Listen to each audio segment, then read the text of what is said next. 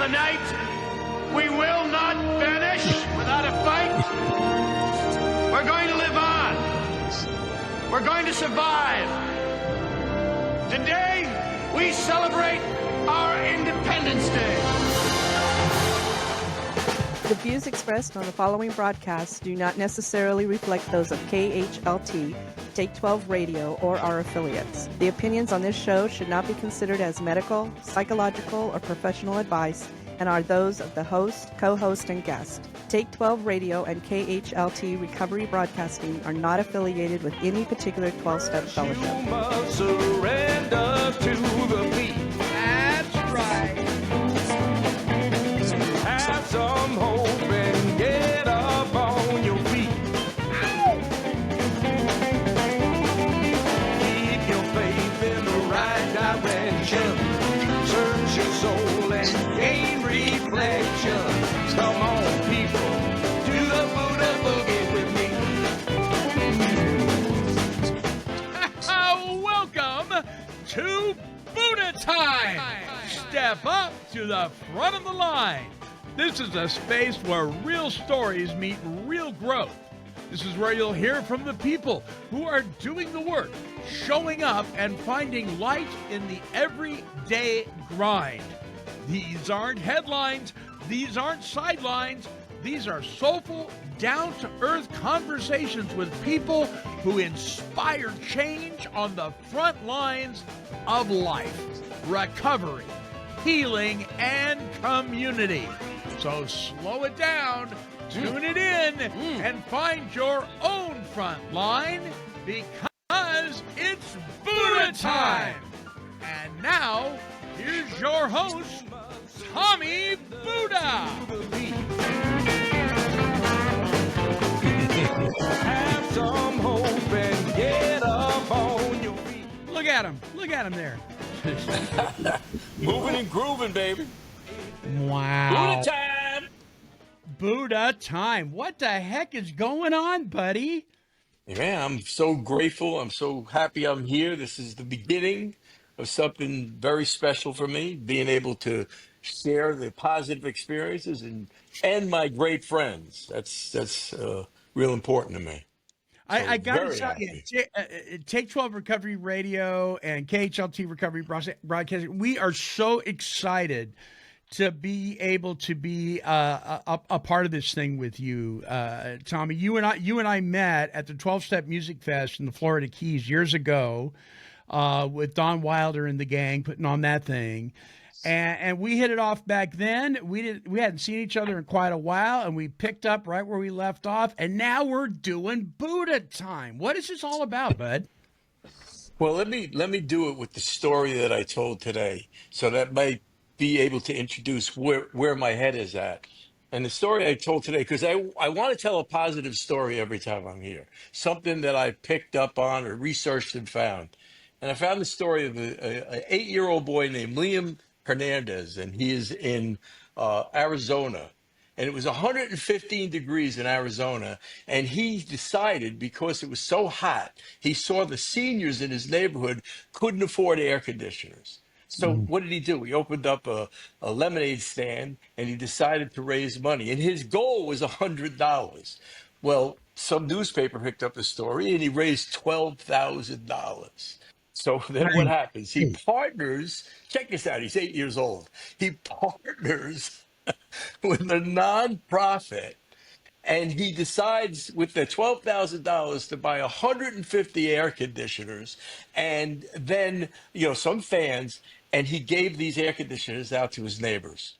Wow. And in every one that he gave away, he wrote a note saying, hey, you are loved, stay cool.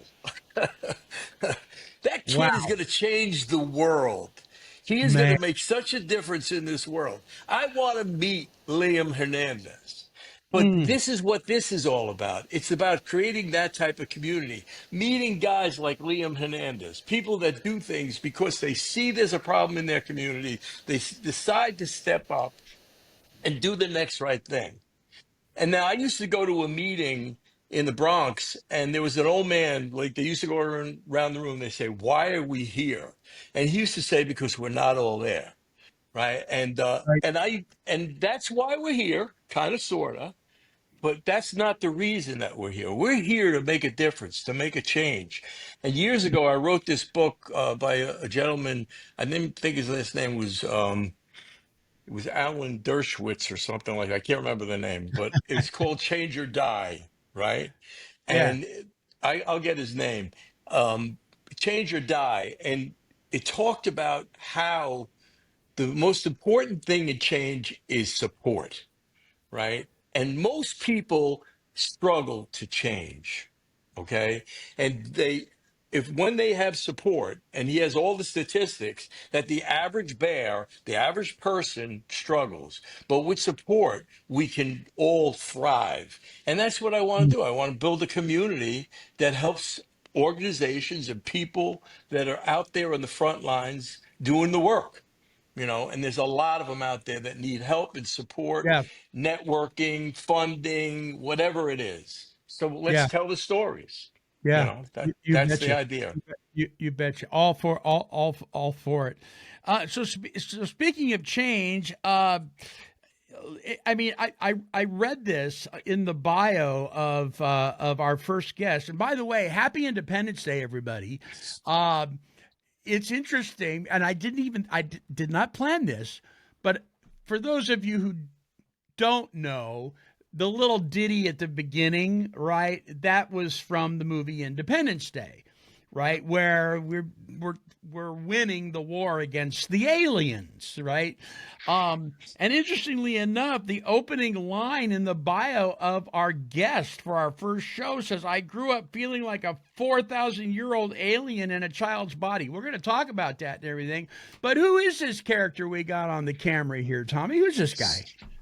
Well, let me say, I could tell you about a million stories about this guy. We know each other for a while. STATiC. I was just talking before you came here, STATiC. I was talking about how if we could probably stay here for days talking about the things we've done in recovery and in helping people and doing things. But he's a person that I know and I met through the music world, and I met him. Actually, we met in Queens, right? We met in this organization where we were both working together, and we were working with this program called Road Recovery, which we still do work with.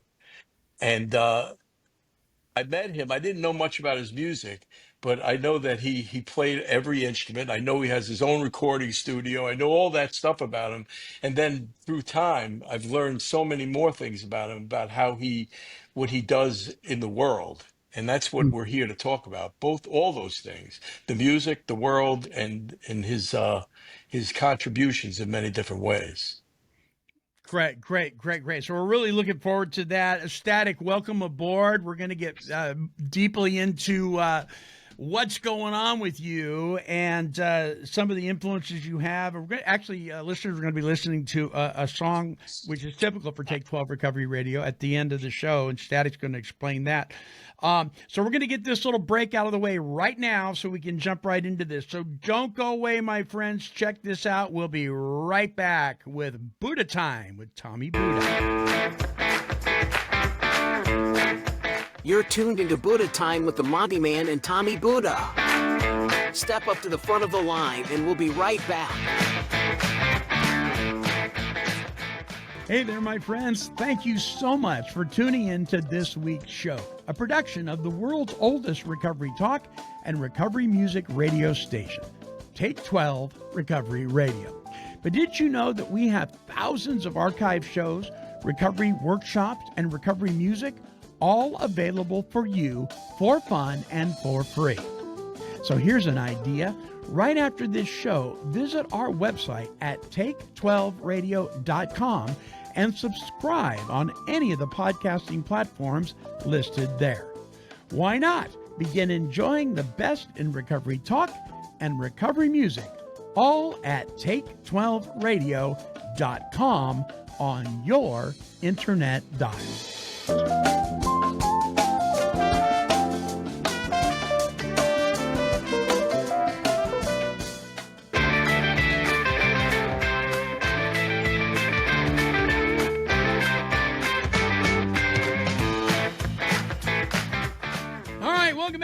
show. For those of you who have never met me, which I cannot imagine, I am the Monty'man. I'm the producer and owner of Take 12 Recovery Radio and KHLT Recovery Broadcasting. We are well into our 21st year of doing this stuff. And one of the most positive guys that I have ever met in my journey of broadcasting, podcasting, and the like is Mr. Tommy Buddha. And when we got together here not too long ago and started talking about doing a brand new podcast that focused on the positive and supporting people that are out there on the front lines, Buddha Time, well, it just kind of appeared. And here it is, launching forth our debut show on July 4th, Independence Day, with Tommy right there. And he's going to introduce our guest for our very first show of Buddha Time. Take it away, buddy. Good afternoon, good morning, good evening, wherever you are. It really doesn't matter, right? Somebody's someplace at the same time. All right, so right now, I got my good friend here, STATiC. We met in New Jersey first. We're in New Jersey together, but originally we met in Queens, working for an organization called Road Recovery. Do you remember that, STATiC? We I just don't hear lost you. you. All right. There you go. I'm still learning the microphone. If you tap it, it has this auto mute feature. So I'm supposed to be an engineer and I can't use my own microphone. So yes, we met in Queens at the program that we helped with way back in I want to say that was either 13 or 14, maybe 2013, the fall of 2013. And that was early on. I wasn't in the same room as you, but we were doing that together. And then you popped into New Jersey a few months or a year later when you moved to New Jersey, I think. I actually met you before that, but I didn't really meet you. I knew who you were. We were doing a concert at the Nokia Theater, True. which was the first time that you performed at that particular concert. We had a whole bunch of people. What was it? Their 10th year anniversary for Road Recovery? So that was the first time they did the concert, and we were on all of them, but there was a lot of people on that, and that was a collection of some of the music industry support that Road Recovery receives, and people bringing awareness, as well as the youth that they help with their program of performing, and then other supporters as yourself. But that was prior to me even thinking I needed to change anything about my life. I mean, I was behaving when I was there out of respect of the concert and its cause, as the whole band was, and we are very connected to Road Recovery prior. But then when it became my reality, I was like, oh, at least I'm in the right place. So you weren't always the healthy guy that stands before us now, huh? What's going on there? I mean, I definitely had other ways I thought I was being healthy, but there was definitely some practices and things that were eventually going to make me realize I needed to make a major change. And yeah, I was the first time we met Buddha, I guess that was 2008, or if you were on that one in March, it was around, or March, it was around that time, 2008. And, I was functioning. I didn't think I was in trouble at that point, but I actually tried 2 times prior to get sober. Believe it or not, the year you started this show was my second time trying. I think you said 2004. It was almost 21 years you started this show. Yeah. So, and then another time in 2001, but I didn't know why I was doing it. I just thought whatever I was doing wasn't working, but I didn't know there was help. I didn't know there was support. I thought I was alone, and I thought I was okay after 11 months and picked up pace, but it all came to an obvious needed change in 2012. And from that point on, I ran towards anything I could that connected me to the different way of life, with all of it, recovery, the program that sometimes helps majority of us, and then becoming available for serving inside and outside. And then that's how, Tommy, you and I got to spend more time together, because when we were called upon by Road Recovery to help bring our experience through facing adversity in general to a group of youth, I went there running, and I was I was 9 months sober, but just running in it at that point. I was like, I'm going. We're running towards, 2013. That might have been a year and a half sober. I was running towards it just to be available, to be useful. Because my first sponsor always said after every phone call, hey, be useful, not self-important. I took that real serious. Yeah, And Road then, Recovery brought us together. At the first time you were playing with Hours, which is the band that you were on the touring with. stage show, yeah, every Yeah. show was with Hours. Hours has a history with the founders of Road Recovery, just old music industry relationships, and then doing good for others, continuing that relationship, and then passing it on to me in the sense of when I knew I was changing that, I went to them at one of our shows that, hey, I've been, clean and sober over a year now. They're like, hey, you got to come talk to the kids. I was like, is that what I do? They're like, yeah, that's what you do now. I was like, okay. It was just, I needed it. I was almost 35 years old, and nothing else worked. So I finally listened. I listened to be, when they told me to listen. My way didn't work. So when they said, that's what you do, you go talk to the kids. I'm like, okay, I go talk to the kids. They go, what do you talk about? They go, anything that connects them to that there could be another way of living, another way of doing something. There's not only just one way. And that's when I connected my own childhood and my own stuff with learning and whatnot. So STATiC, can to you be touch on that. specific? Yeah, I was going to say, can you be specific about Road Recovery just for a minute?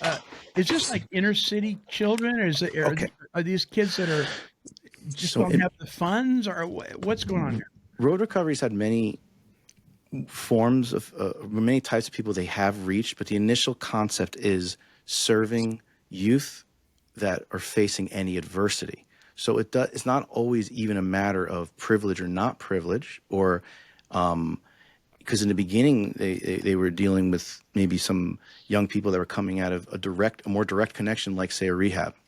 But then as they grew and realized adversity is adversity, and then also adversity might be very much in underserviced areas.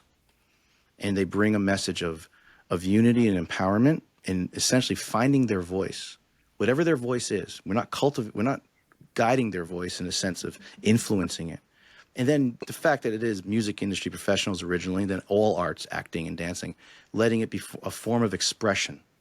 It's not even about being really good at the instrument, if that's what you want to do. It's about kind of how do we come together as a group, look each other in the eye, and just make that noise together and just find that confidence that maybe a young person doesn't have due to possibly not having great, maybe adult role models or having great education system or just having something that caused them to maybe not trust the message that maybe came from good mentorship, which would be people who are now trying to walk the right path and happen to have that little musical thing going on could be that example. We are not teachers. We're not above them. Just the same way that any of us who experienced a recovery program, we're shoulder to shoulder sitting in a circle. I might have just been around a little longer than somebody else, and somebody's around a little longer than me, but their message is valid no matter where, as long as it's towards a solution. It's also about teaching people comprehensive life skills, things to get along, build self-esteem, get in front of people, perform. A lot of these kids are not the talented kids that you'll see at a school, right? So you'll find kids there that don't have talent, but they get up and they express themselves, and that changes them completely. That's the whole goal of Road Recovery, to not only get them to play their song or do whatever, but to be able to express themselves and grow and learn how to get along with people. There's a lot of miracles. Is it primarily music, or is there other arts involved as well? Whatever is available by the mentors that are around. I mean, writing, poetry. There's times we've done film. There's times they've done dance. We had someone cooking, because I consider cooking an art. I always kept saying it. I'm like, it could be cooking too. I express myself with food. And all of a sudden, sure enough, someone starts baking. I'm like, wow, it's a win-win. And fashion, like anything that's an expression, and then where they have a staff to support it. Because most of the staff is comprised of entertainment industry professionals that have faced their own adversity, are uncomfortable enough talking about it, using that sense of connection and vulnerability to show that someone else that it's okay. We start it with a peer support group, check in with everybody in a circle, and then we get down to the explanation of what we're going to do, which we call the business meeting, a functional one for anyone else that knows about the other business meetings that we have been exposed to. And then after that quick thing, we get down to the action of actually just doing, the creating, the experiencing, and it's all connected, because that check-in, especially when you got someone like Tommy around, he's listening the whole time, because Tommy's gift is, you got a lot of gifts of gab. You have gifts of gab, you have gifts of song, gifts of wordsmithing and lyrics. So when Tommy's there, he could take someone through singing a song or just writing their feelings on paper, because that kind of connects. Some people might just want to write something and never bring it to the stage. So we'll just either artistically take a picture of it or read it for them. So, Wow. but he pulls a lot of that information from what is said by the young people. My role is a little different because I'm just like the score artist. I'm listening to who's fidgeting, like who's tapping on the table, and I'm like, oh yeah, I get that. That's me. So hey, let me bring you to the drums now. We could tap and make it functional. Or once the ideas start coming, me and some of the other staff that have more of the instrument experience will connect either with young people to show them that they could be a part of the music, or just provide the music backing to the story. And then we're just there, just trying to have an amazing experience and show them that everything's okay. Your feelings are valid. Your life experience is valid, and there's a way to not hold on to that forever. You're not alone. And the main message that Road Recovery leans on is the power of we. It's very much connected to the short form of the mission. We go in as one and come out as a group. We come out together, because putting a show is very difficult. Putting a show together is very difficult, and that's a skill. Again, comprehensive skill. One of the things you mentioned before, and you talked about the ADD, and this is another thing that I think about with this show and where my head is at with recovery. We're all in recovery from something. Right? Everybody's got a problem, You bet. and me and STATiC, we identify because we both grew up with learning disabilities, and I think later in my recovery, I discovered how much that had played a big part in my addiction. What happened with you? I know that this is a big part of yours as well. Well, when I was in school, they still didn't know what was going on, but they gave me a little bit of an observation to say, like, I told them it was a difference in learning abilities right at the gate, because I had to fight the whole time till high school to show them that something else wasn't right, but I could do it. And then they would treat me different. Like, you can't do it. It's like, well, there's that back and forth. So when it finally came around to it back then, so I'm born, speaking of Independence Day, I'm a bicentennial baby born in 1976. Thank you. And I'll turn 50 when the nation turns 250. Wow. Thank And your parents, really. I'll thank my parents. And they had good timing. And by the time I was in high school, it was the early 90s, and it's just, education wasn't designed to be aware of all aspects, except that people actually learn different. So I already knew about learning differently. So I wasn't really down with the word disability, because I was already wired to fight, because they were telling me for so long about the resistance. So I just said, it's a difference in learning abilities. And I was really angry about the time they finally said, well, we get it now. I was a sophomore in high school, but till then I was considered lazy, didn't apply myself. And the brilliance of that child study team, they looked at me and said, hey, we realize that you might have slipped through the cracks because you had a way to compensate and cope with all those difficulties in your learning. You would really help you going down to one of the classes where kids are really struggling more than maybe you are, and helping them. They've already dropped this little fuel of what would become essentially why I'm able to even be here today and actually really live a great life. They were putting me to work in a good way, in service, to take my experiences and the strengths I might have pulled out of it to help someone else with that coping method I did for some kind of memorization tool, whatever it was. Yeah. And meanwhile, I was already using and drinking and I was self-medicating. I lead a lot of groups now, and I basically describe it as I was self-medicating, treating something that I didn't even know I needed to treat. It doesn't diminish the fact that I do identify as an alcoholic and an addict. Once I found out years later what these things might have been, it doesn't make it like, oh, I guess that makes, like, I guess I'm not this. No, I'm alcoholic and addict. But part of what drove me to that is the need to self-medicate something I didn't know was going on. Fast forward, within the last 3 years, I was never diagnosed with ADHD or autism. And that really was mind-blowing in my mid-40s. And I would change nothing at this point because I'm glad I'm here. But yeah, that's the connection. Buddha and I have a lot of fun similarities too. We're born the same month, not the same year, but we're both born year of the dragon. His is 24 years before mine. And our sober month is the same week. March. It's like, how does this happen? Wow. Not the same year again. Obviously, there's distances. But And then we had this learning thing and the music thing and the ability to communicate with anyone that may feel there is a struggle going on. There's a solution. That's the thing that I really took away from really listening, and where a lot of the program took me was I really took on the mission of outside of the rooms. Yes, I do the inside of rooms part, but they said practice it inside and outside the rooms.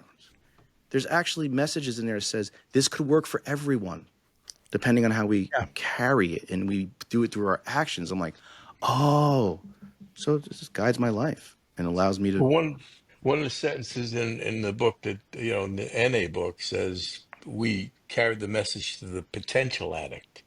Well, what does that mean? That means everybody, right? Because everybody's a potential addict. Yeah, Everybody has the ability.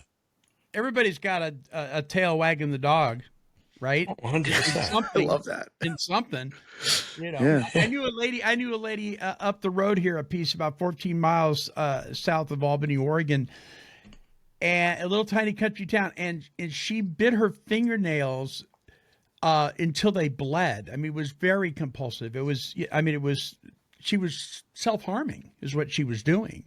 And she actually applied the principles, in the 12-step program to that.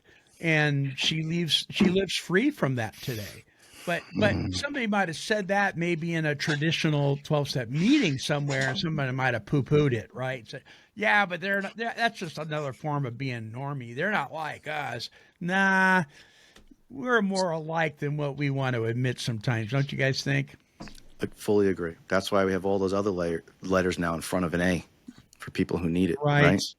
Right. Well, I've been talking about this the other day with somebody. The only thing that changes, there's a 12-step program for everything, right? Everything. At this point, yeah. For everything. So, like, if you're an addict, it says addiction. If you're an alcoholic, it says alcoholic. All they do is take one word in step one. Yeah. And they change it. So that means the 12 steps work for everybody. The same 12 steps that work for the alcoholic work for the gambler, or work for the sex addict, or work for, whatever, the overeater. We're all the same. And that's one of the things with road recovery and any of the other programs that I've worked with in the past, is I believe everybody's in recovery. So I never really go in there as an addict or an alcoholic or whatever. We're all in recovery, and we're all in recovery from something. What is it, trauma?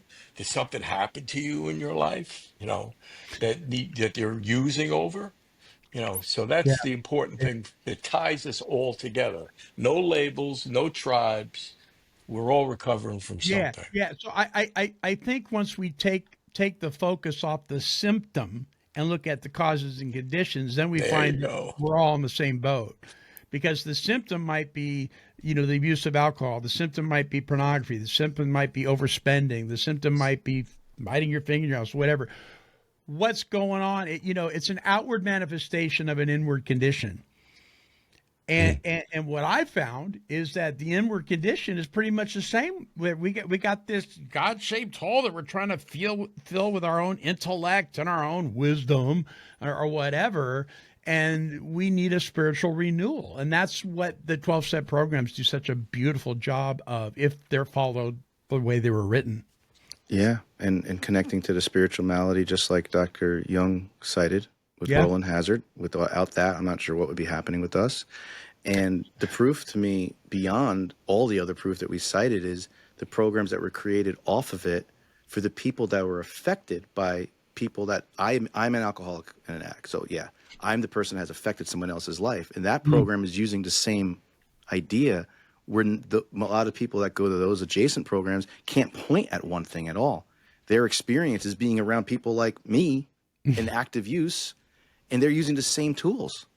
And I don't want to leave out the fact that everything I mentioned up to this point about we run in, we do this, I try to make sure I'm doing this outside of the rooms. It's not me though. I cannot do this if I don't report to duty every day and ask for the guidance from the power that's greater than me, which I'm fine with the word. I use the word God. That's my version of it. And that's the difference. Because by nature, the people know me most of my life. I wanted to be helpful. but why was I being helpful? What was I trying to get out of it? And now it's like, should I be helpful right now? Should I be running into this particular program with this group of people? Should I be available to use and practice what I've been taught? And that just makes it seem like I'm not using my own brain again, because this has not taught me to trust my brain. I trust my gut now, and I know how to connect my heart to my decisions. But my brain is still something that's open for collaboration. If I'm really confused, I'm calling Tommy. And now I got your number. I'm calling you. We have to work that way. But my heart and my gut, my spirit and my connection, well, I don't need my brain to follow the guidance that's presented to me. You know, it's funny that you talked about the higher power, and I think that's something that we connected. And during COVID, we were working together, and we had an experience that really took us in a completely different direction that brought us a lot of places. But can you talk about And our that a bit? experience was actually reading about the experience of a particular Yeah, person and founder. right. So at that point, Tommy and I had a few road recovery programs we were part of. We were traveling to New York City maybe 3 times a week at that point. Wow. We were and we were going to, of all places, Corona, Queens. I was working earlier in the city that whole week. This is March 2020. And the date that we got the phone call, I believe that's my sober week. And yours too, Tommy. So Yeah, it was Monday my was week too. Monday was my celebration on March 9th. So whatever Thursday would have been, 10, 11, 12, 13th. March 13. 13th, we're supposed to go to Queens. Now I've been in the city the whole week. It was really quiet there. It was eerie. And then the founder of Road Recovery, the 3 of us would all go together from my house in North Hale in New Jersey, we're all near New York City Metro. And that time he wasn't. He was going early. Tommy was coming. So Tommy is my porch at this point, and he gets a phone call. He's like, yeah, Gene saying we can't come in. They're closing the city. And Wow. so we just look at each other, and I go, all right. And obviously we enjoy being around each other. So he's at my house already. We've already been we've been friends for a while. At that point, Tommy, we even got called to different service, and we recorded the Christmas song for the Right. veterans event. So we if we're not going to go work in the city, we're just going to do something. We could play music. But I said, let me go make a pot of coffee, because why not? So I'm making coffee, and he comes out. He goes, "Where's that book of yours?" I'm like, "It's right there. Like, it's the blue one. You can recognize it." But I'm seeing a wise ass. And he's like, let me show you something. Because Tommy, and admittedly, you experience both programs and both literature at that point. But the one that I'm more from is a little newer, right? Is that what part of it is? Like, and you're like, here, let's go to Bill's story. And we're reading it. And at this point, and he didn't even know this, I don't think. Like, I'm not sure why it would have came up. I was very much disciplined and heavily compliant, but I didn't finish my steps. I'm not 2018, 2020, year 8 at this point. I did everything I could have done, I thought worked, going to meetings, being close with people in the program, taking the service calls, taking speaking commitments, book studies, but like not private ones, but like going to all the meetings, Right. and living it and having a better life than I did, but something was missing. And then we read this, and it gets to the part where his friend, Ebby, he's challenging him, pushing to drink. And what Tommy wanted us to get to is reading that part where Ebby just drops that nugget of, it could be whatever you want it to be. We're talking about this idea of God or higher power, or some sort of, the idea of relying on something that's not yourself anymore, which to the founder, Bill, at that point, that's insanity, the idea. But he has a moment. I'm reading this.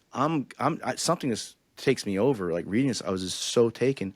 Now, I've read that, I don't know how many times, 8 years, and I wasn't meeting shy. So it's like, it was what it was. And then I looked at him and said, I'm not sure if it was that day or within days. I said, like, I never really finished my steps. I'm like, step 4 freaked me out. And he's like, well, where I come from, that's called, you have a step 3 problem.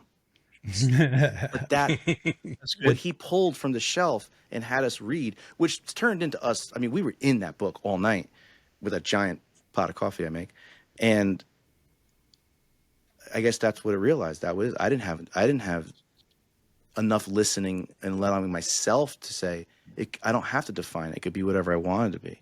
Whatever my issues were, whatever my connection or lack of connection, or coming from an area where you have a lot of people say alcoholic and recovering Catholic, like whatever your upbringing is, whatever, it's our experience, and it will dictate until we allow ourselves to find it again. And that launched us. That launched us into solutions. Tommy called me within days. He's like, they fixed the meetings. It's called Zoom. Like, both of us didn't have Zoom yet. I still thought like video conferencing was only Skype. And I remember that. now, Yeah. granted, with the organization we were with, we were showing up to help that happen. But it was also connected to, we were already given a new rhythm. I was lit up now about this. And he immediately comes back with, we start going to meetings all over the world. Simple as that. It's the easiest way to say it. There's meetings everywhere. We're going places. We're like, where are we going tonight? I'm like, I think we're going to Santa Barbara at 9, and I got us to go to Marin County at 10:30 because nobody else at home. That's going on. And we get heavily involved in that. We're called upon to find a solution because our organization was all, New York City's closed. So there's like, we're done. We're shut down.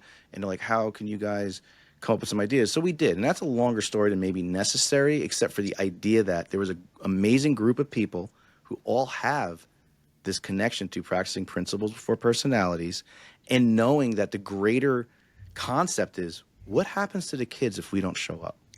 There was reality. Where's paychecks coming from? Yada, yada. They didn't even talk about gig workers even being able to accept anything yet. We were, that whole organization with us and everybody involved at that moment presented all these ideas. I was already getting into remote recording as my profession. Like, how can I record while I'm not with people? So I had that little background. We had a connection to a platform like Zoom or through a board member.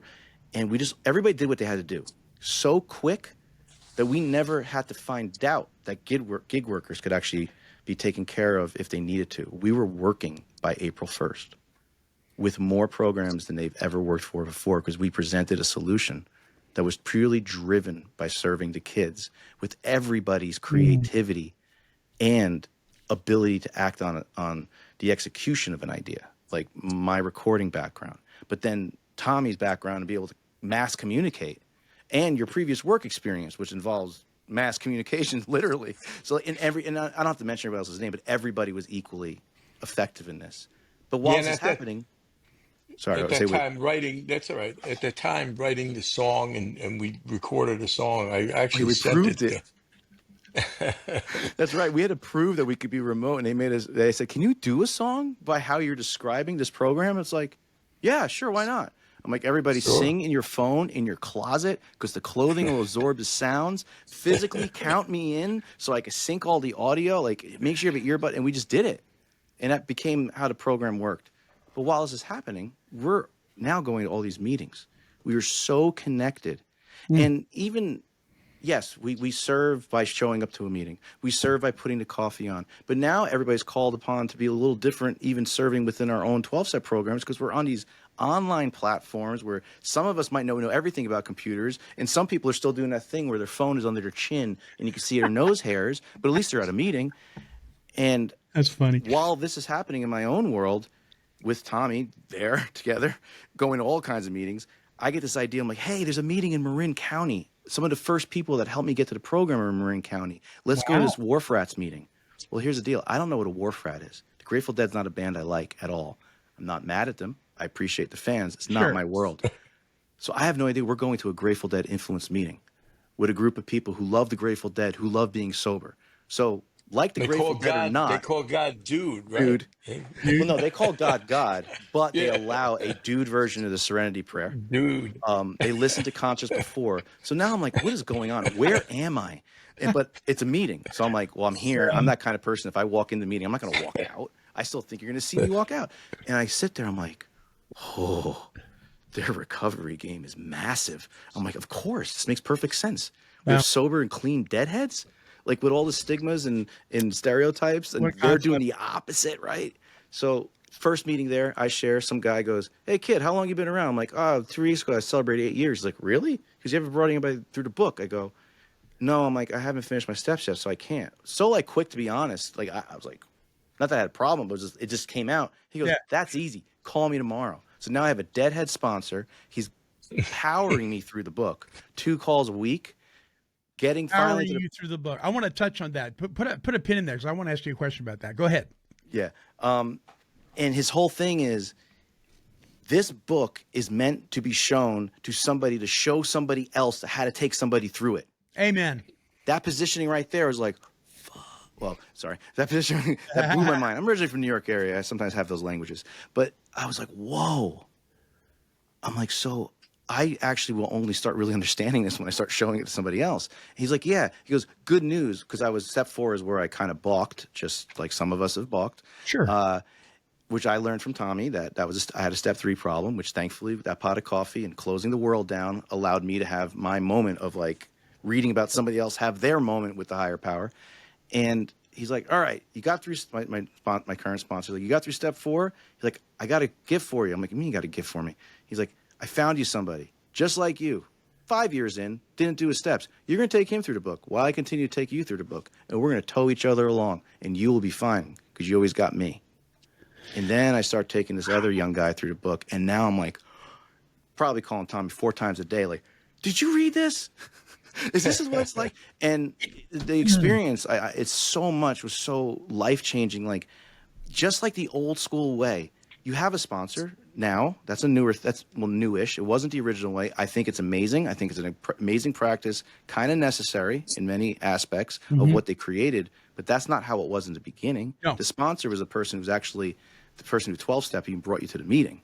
That's kind of like sponsoring someone into a union. Like, hey, I can tell you what this is all about. I'll bring you. Right. So the old method is, yeah, I did step 5 with my sponsor, but technically I could pick other people. It's one alcoholic helping another. It doesn't say sponsor. It doesn't say, or one addict helping another. It's you're exactly right. Yeah. Oh, So yeah. one gambler helping another. One gambler or one whatever. Let me tell you, One sex fiend helping another. But it's that spiritual contract, right?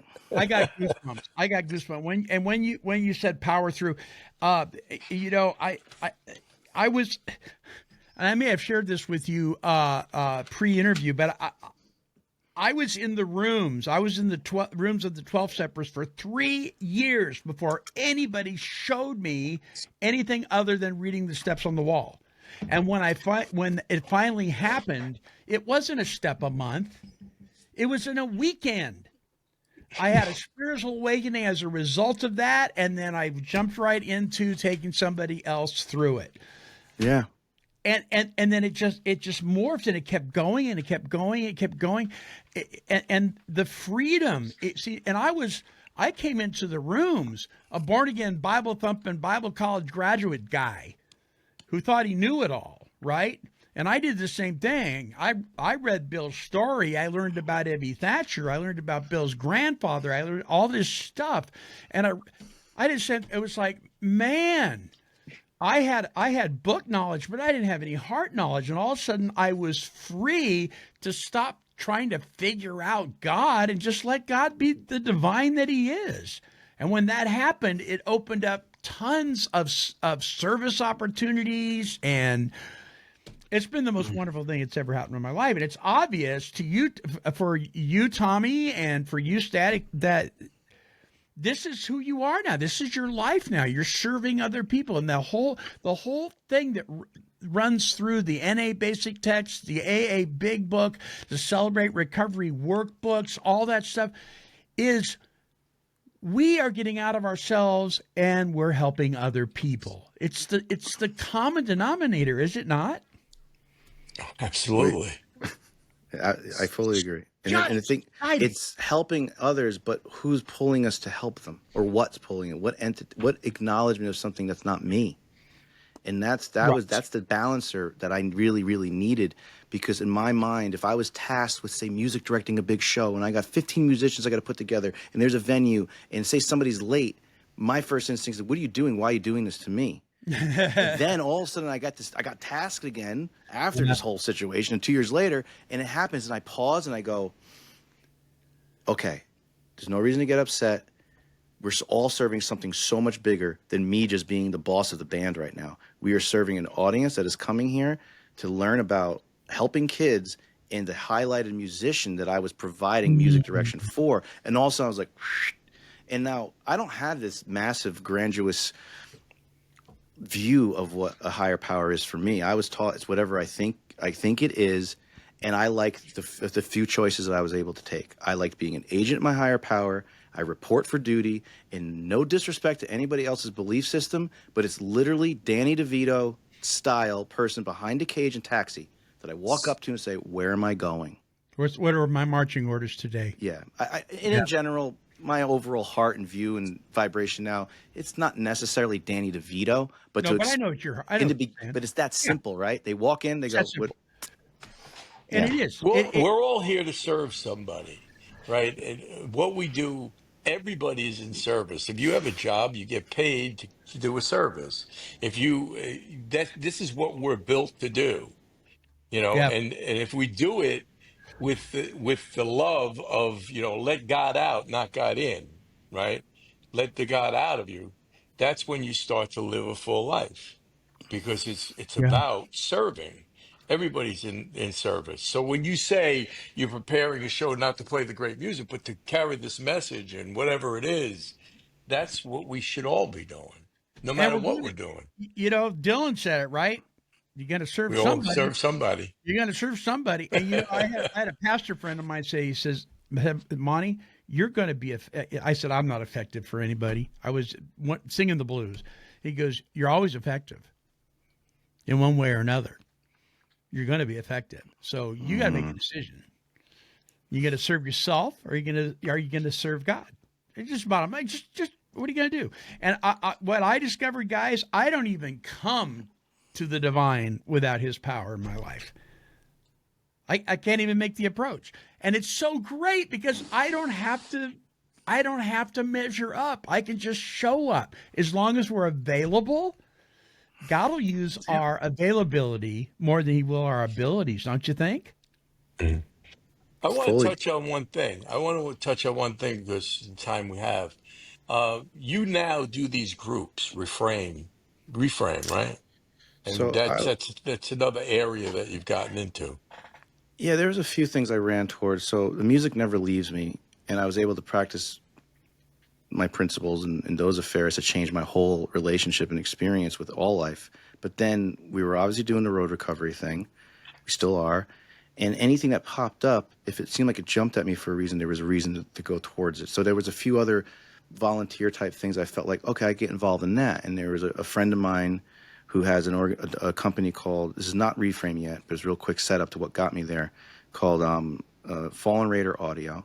I basically just saw this guy pop up through a mutual friend who built guitar effects pedals, but he did it because he came to this realization, it helped him with his own experience. So the founder, Buddy Lee Daubertine, was a Marine Raider during the invasion of Iraq and was catastrophically wounded in 2006, lost all hope, thought he didn't want to be here anymore.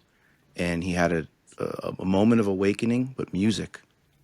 And then he went to a writing program, started writing songs, and found out that he changed the way he lived his life a long time ago too. And then he realized when he liked music, the equipment was expensive. So when he built it, the sensation of physically soldering and putting these pedals together changed everything. So he went and got all his friends that were going through similar experiences, and he started building gear. So he basically came up with a model of a company that's not a big company, but I'm just reading about it from a friend of a friend. And in his model, he talked to his own therapist to say, if I have guys that need help, like veterans, guys and gals, what would you charge? And they were saying, and this is all out in public. He's like, they're like $25. He's like, great. So I'll sell every pedal that's hand built by a veteran for $200, and $25 directly goes towards somebody's potential therapy if they need it session. And it's all, and I'm like, I'm blown away by this story of him. And I'm reading it and I'm realizing, I just kind of saw, I'm like, well, what can I do? And I'm like, is this something that became really important to me in life? And especially my older age, which is not older, but realizing that particular action in our recent history are literally my peers that I might not have known when I ran off to wear tight pants and play guitar. But I got the chance to run off, wear tight pants and play guitar because of these guys and girls who are now living in the suburbs with me in our mid-40s and are becoming friends. And I'm very aware of that story, and even my own family and the previous situations. But this is the first time it's across the table. So I go, how can I help? So the first thing I said was like, well, the pedals look cool, so let me buy those. And I didn't try to get them, because the thing I was going to offer him was, I've done this professionally, demoing products for major corporations at trade shows and or for videos, and I could do video production. So I said, you know what, I sat there and I was like, and then I asked for guidance, and the answer was, the only way you could do this is buy the pedals, because I didn't want him to try to give me the pedals, and then make him the offer. So I got the pedals, I tried them out, made a few clips, sent him my resume, and he's just like, I thought you were a friend of our mutual friend, and he's like, but I didn't realize this is what you do. I go, yeah. I go, here you go. Here's all your audio files. Let me know if you ever need anything. Wow. And that was really coming out of this whole thing of like, it's gonna pop up. So anyway, now that's happening. I'm on Clubhouse, or that platform that kind of popped up, holding a meeting with another mutual friend we met in a Zoom meeting. We still never met in person to this day yet. And we call it Spiritual Armor. Spiritual Armor was to be able to talk about recovery directly from the spiritual aspect of how this works. We play it on Spiritual Toolbox. But Spiritual Armor is that extra level of all the things we need to be able to engage the rest of the world when the rest of the world might be drinking. And why is that, or using? Because the real moment to help somebody is sometimes be able to walk into the fire. Yes. Like, yes, I'm happy to be at a meeting and somebody might need me, or I get to take them through the book, or any of that. It's all valid. That's what But we're there for. can I be there at the after party at a crazy concert I just played, and me being spiritually fit enough to actually be comfortable with my bottle of water while everything else is going on? Because there might be that one other person. Because I met that guy in my early 2 months of dryness before I knew there was help. I saw a guy drinking water, and I was like, that's strange. Let me go talk to him, because I don't want to drink tonight. So I need to be that guy now. So all this Spiritual Armor stuff, we're having this meeting, and there's an app situation that it's hard to explain, because it's not trying to be anything that it's not trying to be. It's not trying to also take people away from any other form of recovery. I know there's been other things out there that use, for lack of a better term, slander in the degrading or dismissing of other programs to make themselves look good. The only people who never do that seem to be whatever. Anyway, but they were creating a different resource. They created a resource of information, neuroscience, habit forming, direct coaching if people need it, and they were starting to have meetings. So somebody recruited me from there, and I went to meet with them, and now I'm like, I'll go talk to them, but I'm the person that gets excited when you show up to a tradition meeting, so I'm really, really kind of dialed into my traditions, like word for word. I said, well, let me go at least listen. There's something here. And they said to me, like, listen, we need people who could lead the peer support groups, not acting as professionals, even though it's a job. I go, okay, so it's a job. So I know that as long as I'm not doing the 12 steps themselves, I'm allowed to take work. And this is like being a road recovery. I'm using the principles. And then I said, well, here's the deal. I can't be here if I can't say my truth. Now, I practice my same principles of if I'm on a radio interview where I still haven't said the letters yet, so like I kind of, but I can still talk about my experience. Absolutely. Anonymity does not mean secrecy. Exactly. And there's one book that tells us we're obligated to set the story straight if the stories are presented wrong. That's something people forget about, that one. Yep. But it's a story of the program, not through me. Right. And then when I have the person in front of me, then I qualify my experience. So I was talking to people like Tommy and some other people I'm close with that some long time, and I explained to them how the environment is, the things that I won't be compromised on, and they said, well, you're actually getting a chance to walk into the fire again, because you're at people that their first experience might be finding this app that helps them focus a life without alcohol. And we use that language because not everybody is like me or anyone here. Not everybody's a hopeless variety. Our text alone gives us 3 levels of it. And I appreciate that. But I also appreciate that I've been given some tools and an experience to translate or just be able to hold the message up when needed by attraction. So that's what I get to do. I took the job, been there for a while. I found ways to make it really still connect to why I love this and what the three of us share and how what got us sober and or clean, and I'm able to articulate and and just be that message while actually just being able to do things I would do in any situation with a group of people who are looking for a solution of basic questions. But I never push. We don't push. We don't do anything, just like I was taught.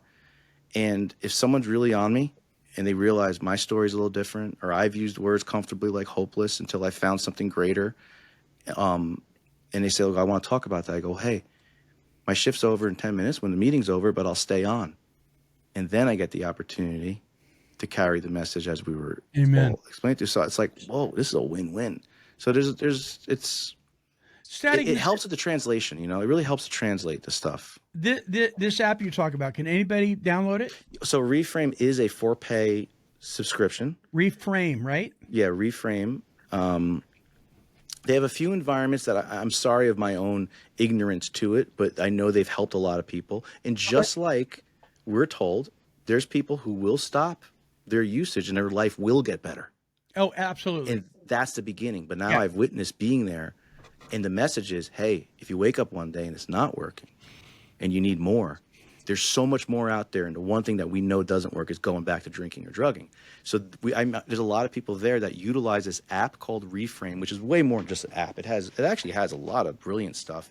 It does the neuroscience thing that people really need to hear sometimes. I love neuroscience. And it's really helpful, right? And because there's no reason to suffer. Just because it's your first day not drinking or drugging anymore, we've already been through the hazing. If we could find more information on like, hey, maybe you need to drink some more water too while you probably need to go to meetings. Right. Like, that information wasn't always out there. Or go see a nutritionist, go get a blood test. Like, this is stuff that is not taking away from the potential to have the need for a spiritual awakening or experience, or needing more, like a step program or therapy. So it is, without misrepresenting how they present themselves, from my observation of the world that we come from, it's like all the best you could get from certain aspects of a meeting, but the parking lot after. In their community, they create the warmth and the amount of respect I see people handle themselves with. And it's the fact that environment, it's not necessarily crosstalk. It's the same idea of like no direct advice. But since they do have people in place with some experience, there's a chance for response. And even though the response is still like, I'm responding how I was also cultured, you know, like I'm responding from my own experience and my own story, that gets people, you can't go to a meeting and ask certain questions for good reason, but this place you can.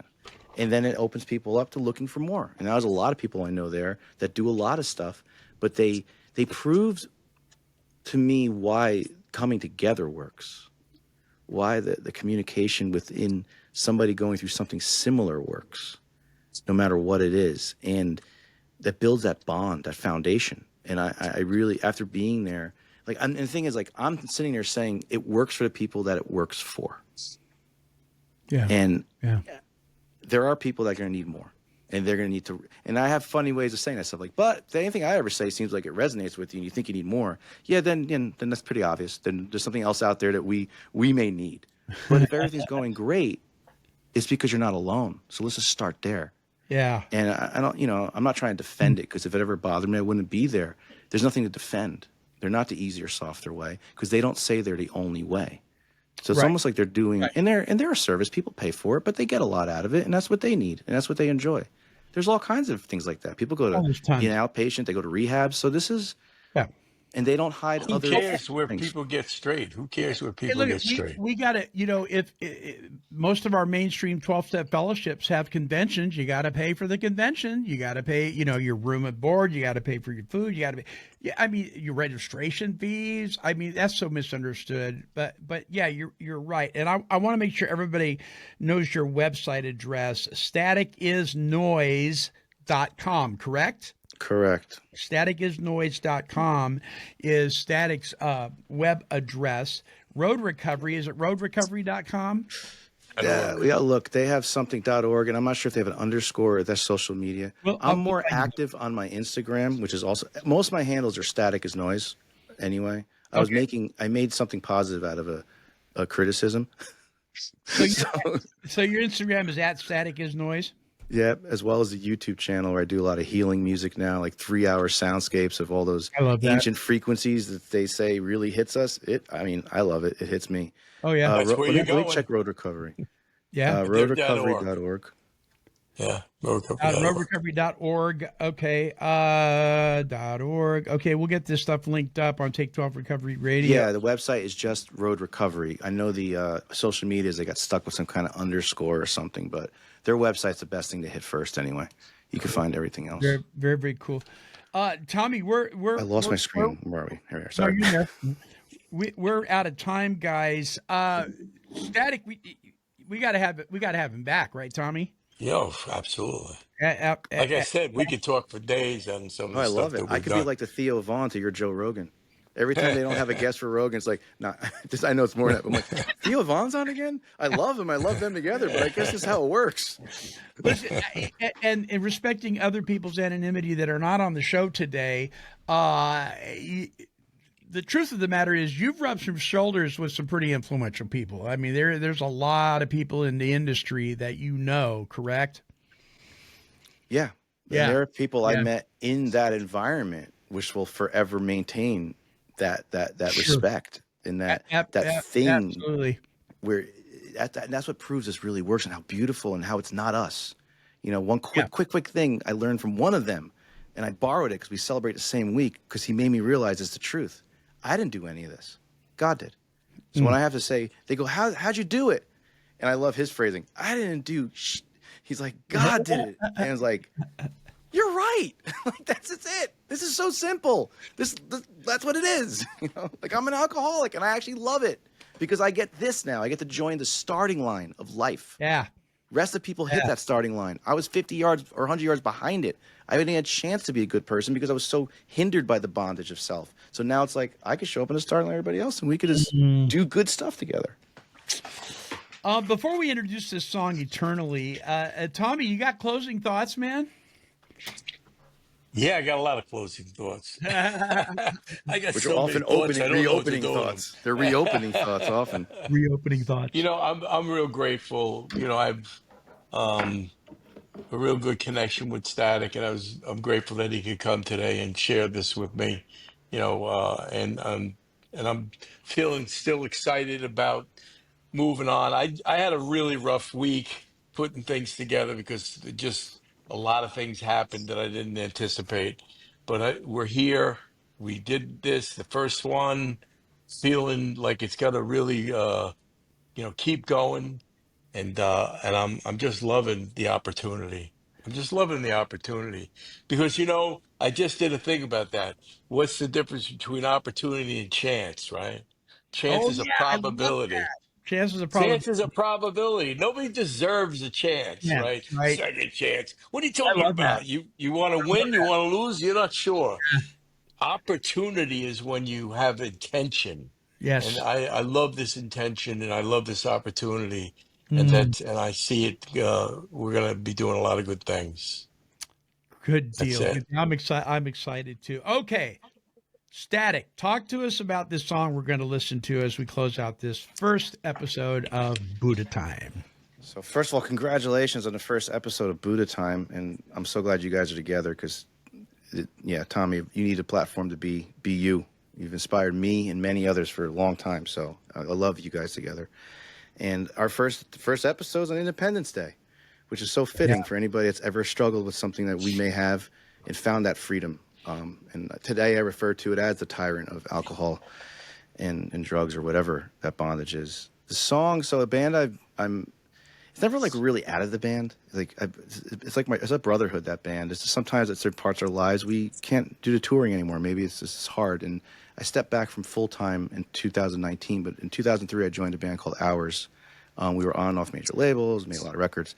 And I could talk all about that and what that did, but what it really created was a group of people that we've been so tight, and the band leader living a life in a way that was also teaching me about what I needed eventually to do to live a good life.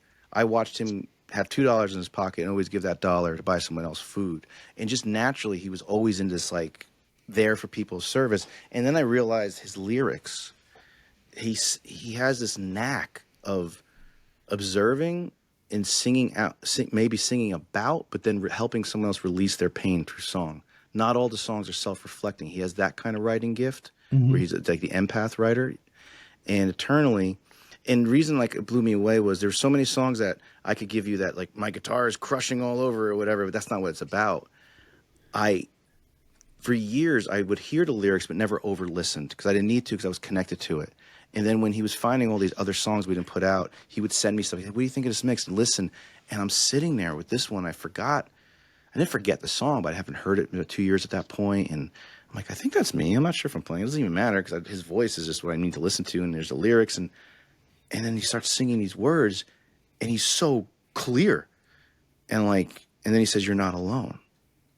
And then I start really, it's not that I never knew the lyrics, but not being there all the time now, I just put it on through my own speakers and I don't actually have the drummer bashing in my ear. Mm-hmm. And I'm like, his messaging is like, it's all there, simple and clear, just like our text is, just like how our text is influenced by other great messaging from other great situations. It's that clear. And it's consistent with, we may go through something, we may fall down, reach out, there's someone there for you. And there's always something bigger than all of us.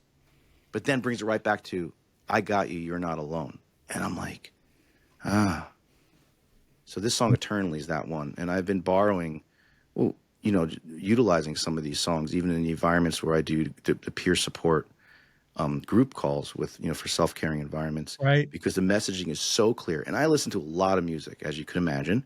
Listen to a lot of lyrics. And there's a lot of songs that we could all pull into what we need to hear. It's like all good text meets us where we're at the day we read it, and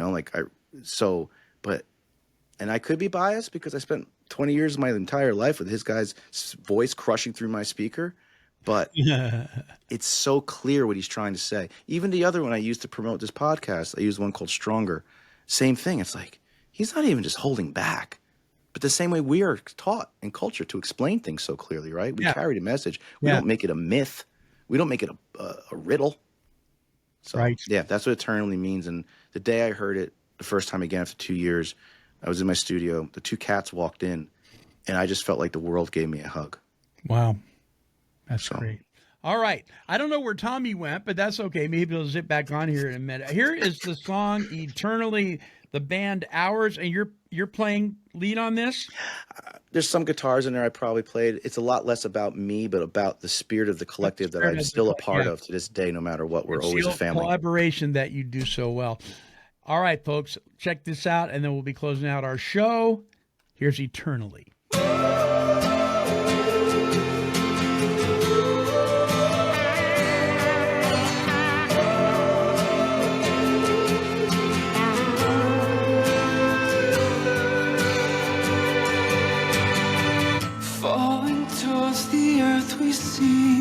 So much lost in suffering, the lights are all fading, shadows begun covering, something's taking hold, it seems there's no escaping. You bury your soul where nobody away from the world, a beautiful masterpiece with your heart strong. You covered it all, but it's okay. We all fall down and we lose our way. I will be with you eternally. I'll follow you into your darkest place, where nobody goes. Isolation brought us peace. Loneliness, it turned to grief too. Of it caved in. Hard for me to still believe there could ever be a plan with so much hate. You carry your bones to the center of it all. It seems that nobody saw.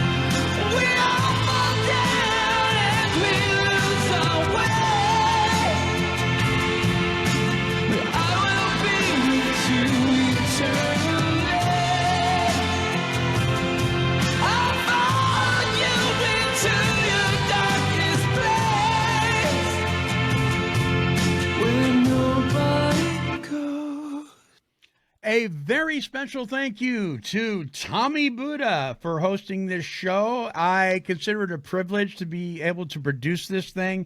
We are really looking forward to more of them. I'm glad you jumped on board with us. A very, very huge hearty gratitude towards STATiC. STATiC, thank you so much for being on the debut show of Buddha Time. It's an honor to be here. We'll find Tommy. He went somewhere. I don't know where he went. He's out in the universe someplace. Let's not forget this. One day at a time. Yeah, one day. That's how we do it. Hey, man. All right, folks, please visit the website staticisnoise.com. And until our next broadcast, this is the Monty-Man along with Tommy Buddha and STATiC and the rest of the Take 12 Recovery Radio family. And we are wishing God's perfect serenity for each and every one of you.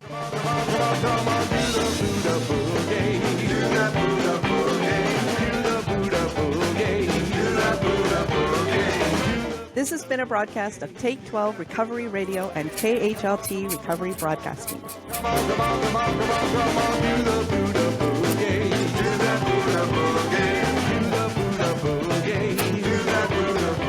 This has been a Chicken and a Pig production. Come on, come on, come on, come on, come on.